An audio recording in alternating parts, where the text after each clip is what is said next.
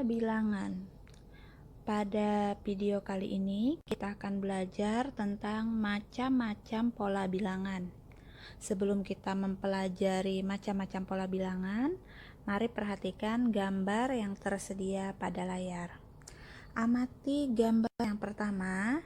Nah, di sini ada banyak titik-titik merah yang membentuk suatu bangun. Bangun apa yang terbentuk? Iya, benar sekali, segitiga. Awalnya dia hanya berupa satu titik, kemudian menjadi 3 titik membentuk segitiga, kemudian menjadi seperti ini, dan selanjutnya menjadi segitiga besar. Dari pola ini bisakah kalian menentukan seperti apa segitiga berikutnya? Ada berapa titik yang diperlukan untuk segitiga berikutnya? Ada yang tahu? Nah, selanjutnya ada lagi gambar segitiga biru. Segitiga biru di sini awalnya hanya seperti ini, kemudian menjadi begini. Selanjutnya ada pula gambar ketiga seperti ini. Bisakah kalian menentukan gambar berikutnya? Ayo, untuk menentukan gambar berikutnya, kita harus mengamati dengan teliti gambar-gambar sebelumnya, dari gambar pertama, gambar kedua, gambar ketiga. Dari 3 gambar ini kita harus mengamati bagaimana aturan untuk gambar selanjutnya. Kita lihat awalnya segitiga seperti ini, lalu bertambah 1 di bagian sampingnya. Setelah itu bentuk ini bertambah 1 lagi seperti ini menjadi bentuk yang ketiga. Dari bentuk itu kita bisa membuat gambar berikutnya itu seperti ini. Segitiga awal, yang kedua, yang ketiga, yang ini ya. Berarti berikutnya adalah seperti ini. Nah, kurang lebih seperti ini ya. Maka gambar keempat bisa kita buat. Gambar kelima gimana? Bisa kita tambahkan lagi. Kemudian gambar yang berikutnya, yang di paling bawah, awalnya hanya sebuah garis miring, kemudian ada garis miring tambahan, hingga pada akhirnya pada pola yang ketiga dia membentuk sebuah segitiga. Kemudian di pola keempat ternyata segitiga udah jadi, diulang lagi pola yang pertama ditambah 1 garis. Dengan begitu kita bisa tahu pola berikutnya. Berarti pola berikutnya gambar ini tambah 1 garis lagi seperti ini. Mudah bukan? Nah, seperti itu yang akan kita pelajari pada macam-macam pola bilangan. Yuk langsung saja kita masuk ke pola bilangan yang pertama. Pola yang pertama adalah pola garis lurus. Seperti apa?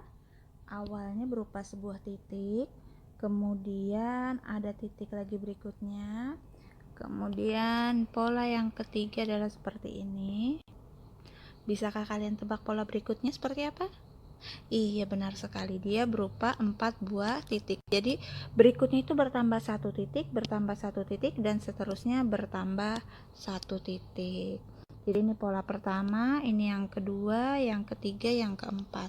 Apakah hanya sampai pola keempat? Tentu saja tidak. Bisa kita lanjutkan hingga pola yang dibutuhkan, kelima, keenam, dan seterusnya. Dari pola garis lurus ini kita bisa tahu U1 nilainya 1 karena hanya ada 1 titik. U2 nilainya adalah 2 karena ada 2 titik. Kemudian U3 nilainya adalah 3 karena ada 3 titik ya. Begitu juga dengan U4 nilainya adalah 4. Nah, pertanyaan saya, berapakah nilai U10 kira-kira?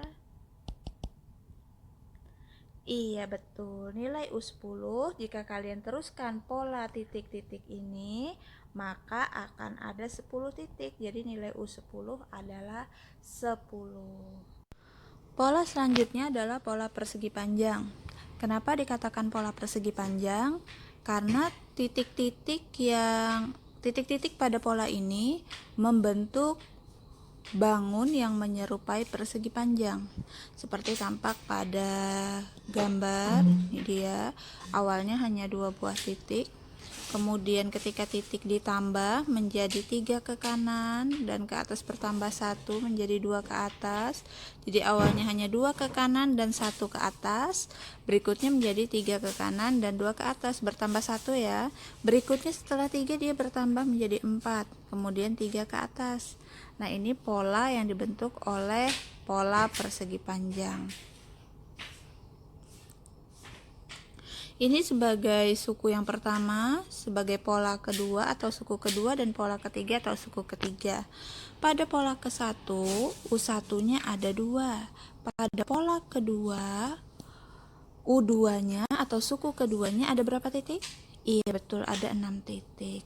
Kemudian pada suku ketiga, polanya ada berapa titik ya? 4, kemudian ke atas 3. 4 kali 3 berarti ada 12. Ada 12 titik. Nah, pertanyaan saya, berapakah jumlah titik pada suku ke-6 atau U6? Gimana ya?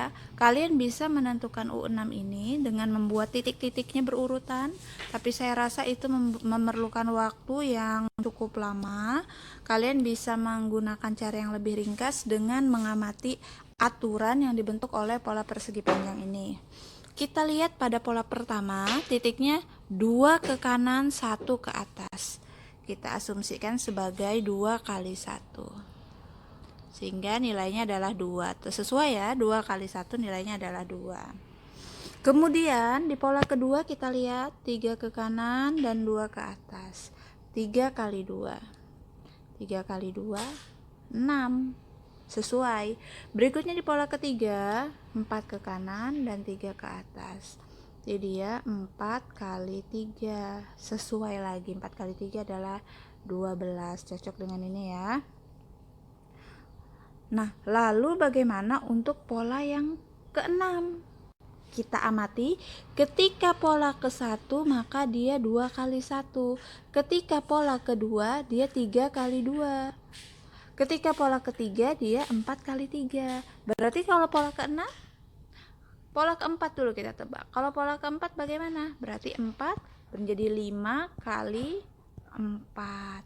Di pola kelima menjadi 6 kali 5. Kemudian di pola ke-6, bagaimana dengan pola ke-6 ini? Untuk pola ke-6 berarti 7 kali 6. Berapa 7 kali 6?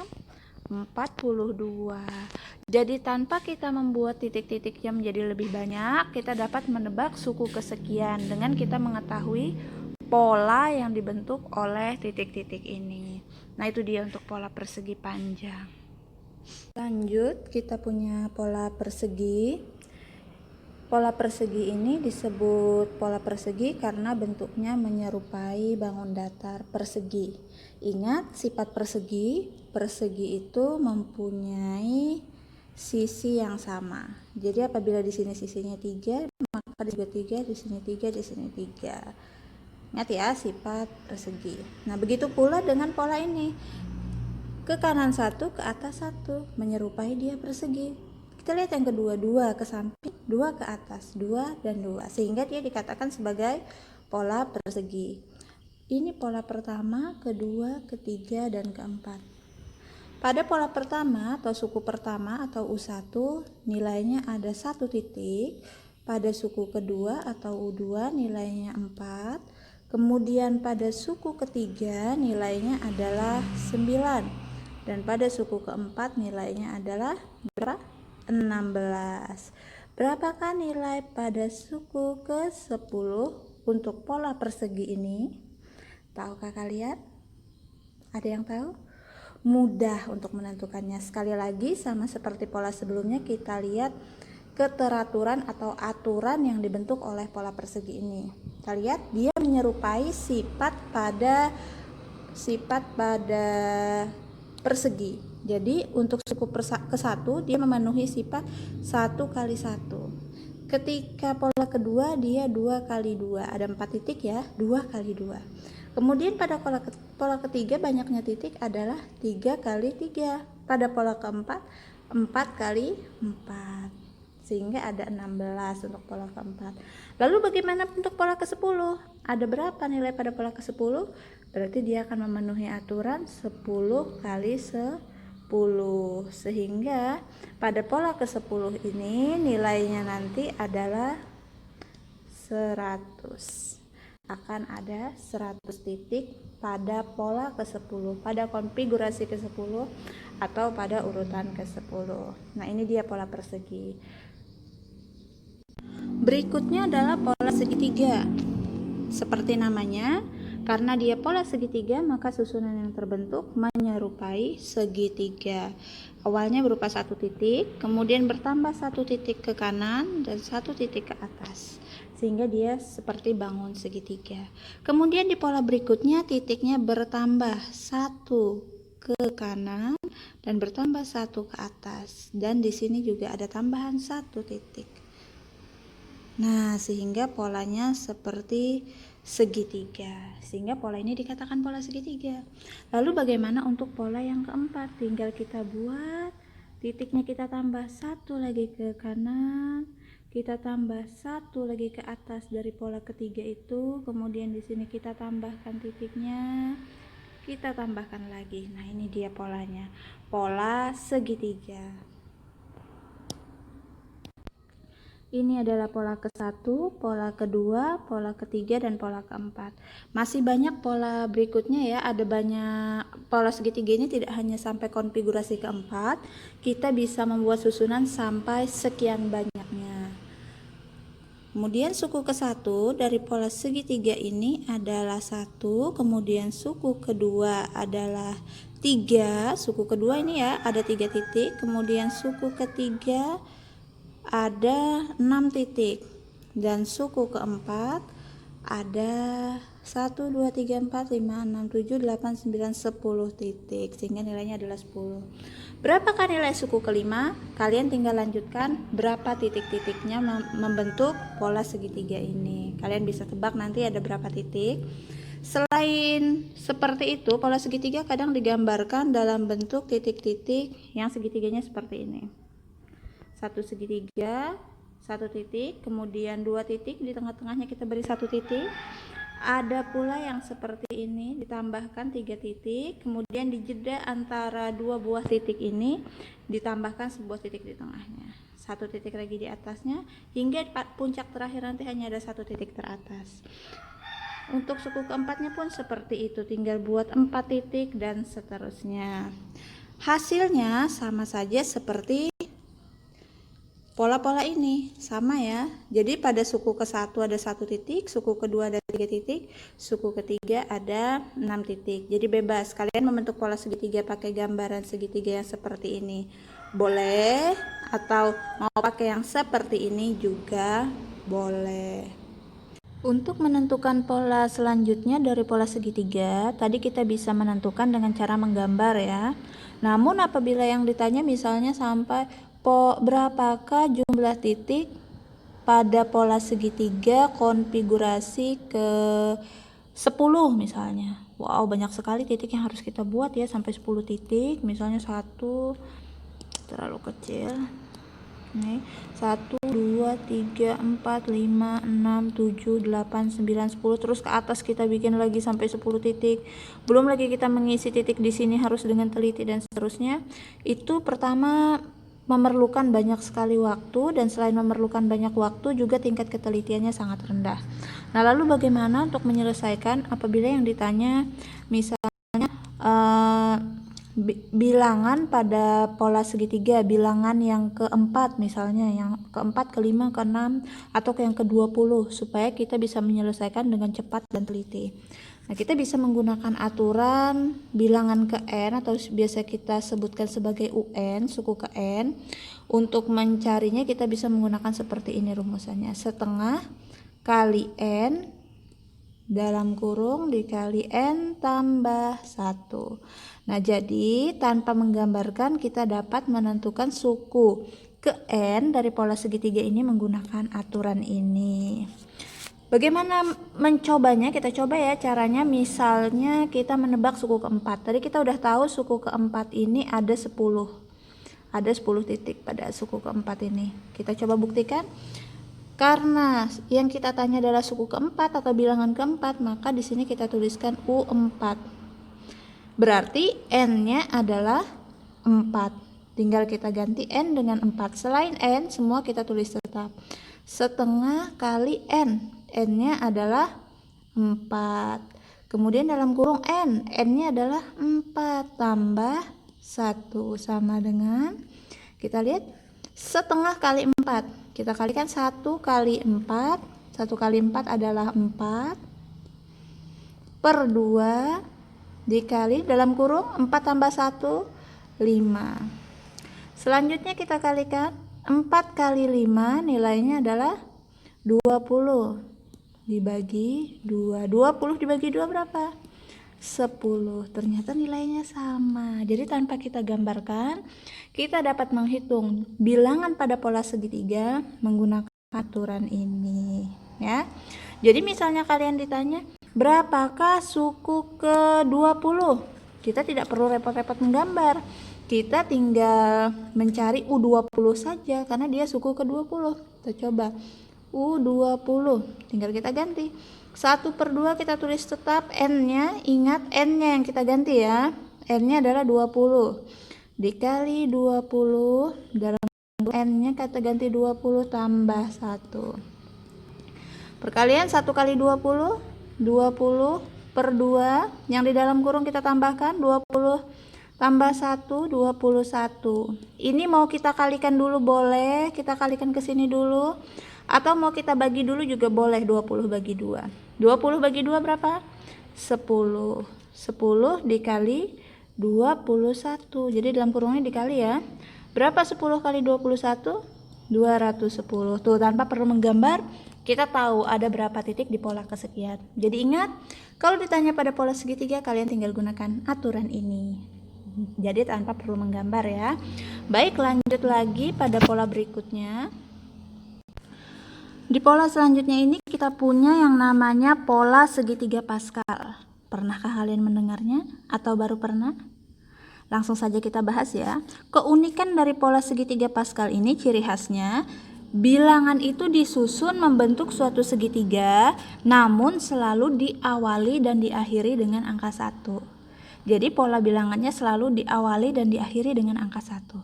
Seperti apa sih? Kalian coba menggambarkan sendiri di buku kalian sambil mengikuti tata aturannya. Pertama angka 1. Ingat ya, diawali dan diakhiri dengan 1. 1, kemudian membentuk segitiga kita buka 1 dan 1.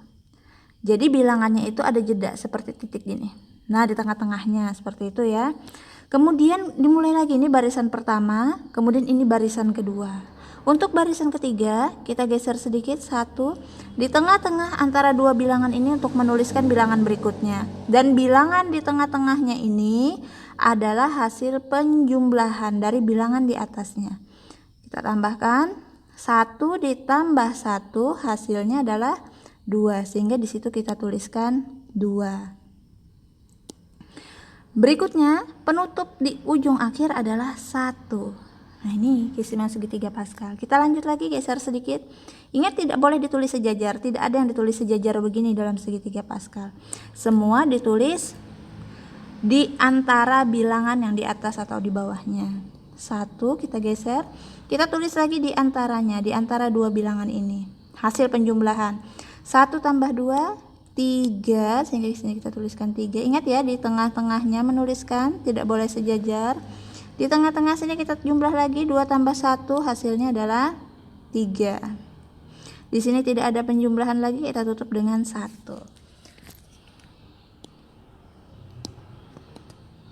Kalian lihat bentuknya menyerupai bentuk segitiga. Ini dia. Seperti segitiga ya, sehingga dia dikatakan sebagai segitiga Pascal. Kita lanjut satu baris lagi. 1, berikutnya 4, 1 tambah 3, 3 tambah 3, 6, 3 tambah 1, 4, kemudian di sini 1. Tidak ada bilangan yang sejajar, semuanya ditulis di tengah-tengah dari dua angka di atasnya.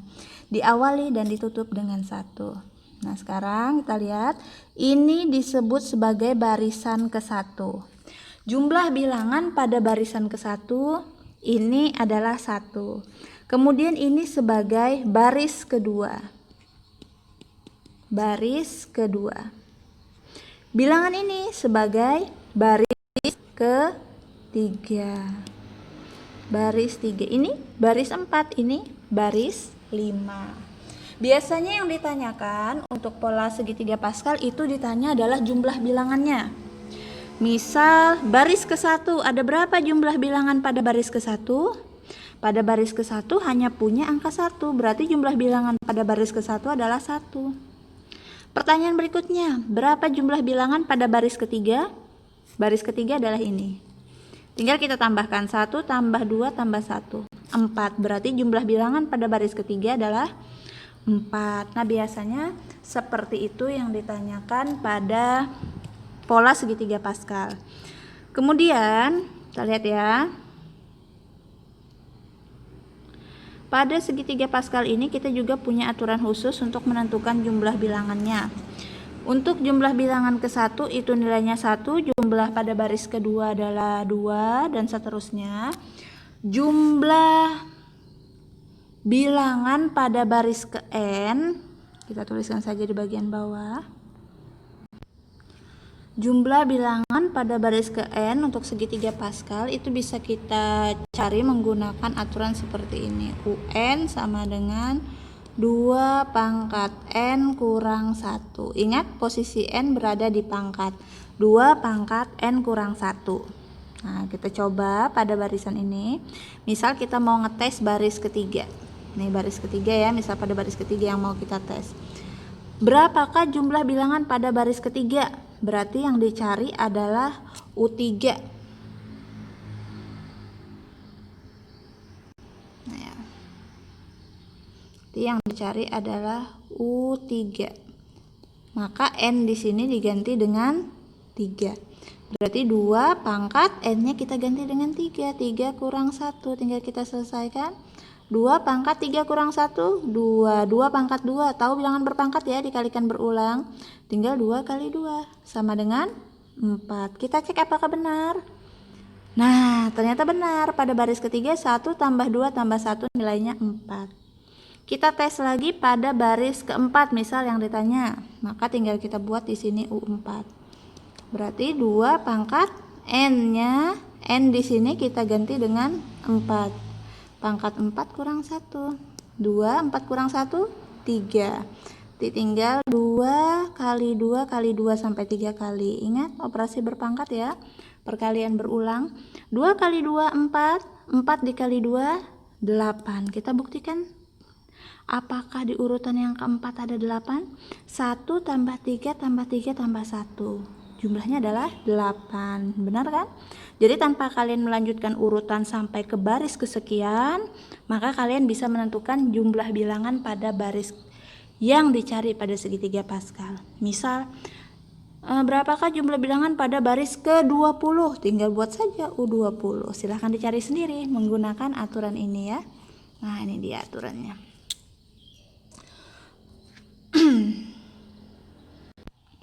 Selanjutnya adalah pola bilangan genap. Seperti namanya, karena dia pola bilangan genap, maka dia membentuk suatu barisan bilangan genap. Yang dimulai dari bilangan genap yang pertama. Berapa bilangan genap pertama? 2, kemudian 4, 6, 8, 10, dan seterusnya. Nah, ini dikatakan sebagai pola bilangan genap. Mudah ya? Selain pola bilangan genap, ada juga yang namanya pola bilangan ganjil. Jadi mirip seperti pola bilangan genap tadi, pola bilangan ganjil berarti dia pola bilangan yang berisi bilangan ganjil dengan pola yang teratur. Biasanya dimulai dari 1, kemudian bilangan ganjil berikutnya 3, 5, 7, 9, 11, dan seterusnya.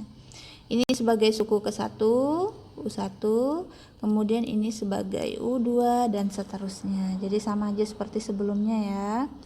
Berapakah suku kelima pada pola bilangan ganjil ini? Ayo, tinggal kita hitung. 1, 2, 3, 4, 5. Jadi U5-nya adalah 9. Udah ya. Lalu ada lagi yang disebut dengan pola bilangan kuadrat. Kalian tahu apa itu kuadrat? Kuadrat adalah pangkat 2. Pola bilangan kuadrat berarti pola bilangan hasil pangkat 2. Jadi mulai dari 1, kemudian 4. Nah, ini adalah pola bilangan kuadrat. Bagaimana menentukan bilangan ini? Yang pertama itu adalah hasil dari 1 pangkat 2, 2 pangkat 2, berikutnya adalah 3 pangkat 2, 4 pangkat 2, berarti berikutnya 5 pangkat 2. Berapa 5 pangkat 2? 5 pangkat 2 artinya 5 kali 5 diulang 2 kali ya. 5 kali 5, berapa 5 kali 5? 5 kali 5 adalah 25, dan seterusnya. Seperti itu cara menentukan pola bilangan kuadrat. Nah, ini disebut dengan pola bilangan kuadrat. Kalau saya tanya, berapakah suku ke-10 pada pola bilangan kuadrat? Berarti tinggal 10 pangkat 2. 10 pangkat 2 artinya 10 kali 10. Berapa 10 kali 10? Iya benar, 100. Terakhir, ada yang disebut dengan pola bilangan Fibonacci. Apalagi ya? Apa sih itu pola bilangan Fibonacci? Pola bilangan Fibonacci itu adalah pola bilangan yang ditemukan oleh seseorang yang bernama Fibonacci, sehingga namanya pola bilangan Fibonacci. Apa sih unik dan istimewanya? Biasanya pada pola bilangan Fibonacci diberikan dua bilangan awal, 0, 1, kemudian bilangan berikutnya itu 1, 2, dan 3, 5, dan seterusnya. Bagaimana ya menentukan suku berikutnya? Nah, jika kalian belum mengetahui, ini kelihatannya agak sulit. Gimana menentukan suku selanjutnya? Padahal jika sudah kalian ketahui, sebenarnya pola bilangan Fibonacci ini sangat mudah. Suku ke-1 pada Fibonacci ini adalah 0, kemudian U2 adalah 1. Ini U2 ya, U1, U2. Ingat suku pada pola bilangan. Kemudian U3-nya adalah 1, kemudian U4-nya adalah 2. U5 adalah 3, dan seterusnya.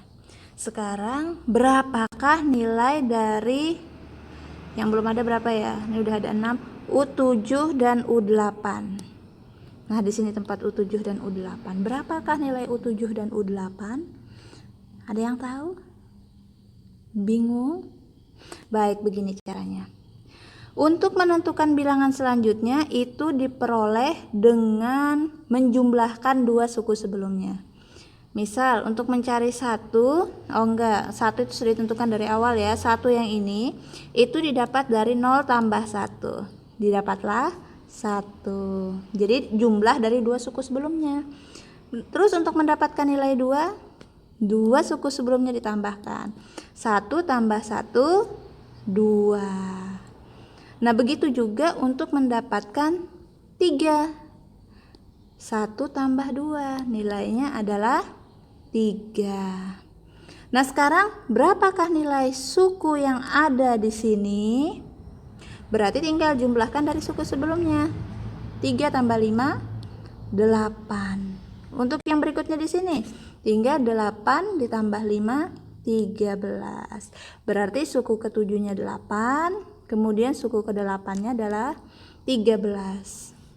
Nah, seperti itu. Nah, itu dia beberapa pola bilangan yang harus kalian ketahui. Ada berbagai macam pola bilangan beserta keunikannya dan keistimewaannya masing-masing. Semoga bermanfaat.